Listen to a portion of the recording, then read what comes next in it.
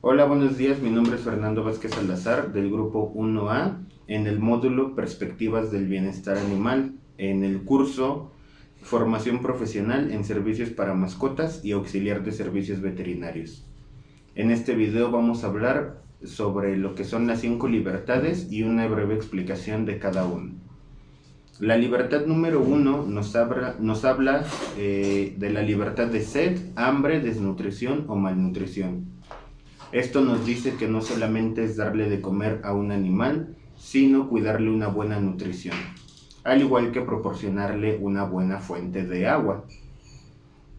La libertad número 2 es libertad de incomodidades, en la cual nos dice que debemos proporcionarle un lugar adecuado a un animal. No solo es llevarlo a casa, sino darle un buen hogar, no tenerlo aislado o amarrado en una azotea. Libre de dolor y enfermedad. Llevarlo a sus visitas al veterinario, darle sus vacunas, la desparasitación. Eso nos habla la libertad número 3. Libertad número 4. Libertad de expresión del comportamiento normal. A través de que nosotros proveamos las condiciones adecuadas de espacio y recursos, le vamos a dar al animal una libertad de expresión adecuada. Nosotros tenemos que complementarlo con sus paseos. La esterilización es muy importante en este caso, ya que los animales tienen conductas de reproducción naturales que a veces nos pueden ocasionar problemas en casa. La libertad número 5, libre de miedo y angustia.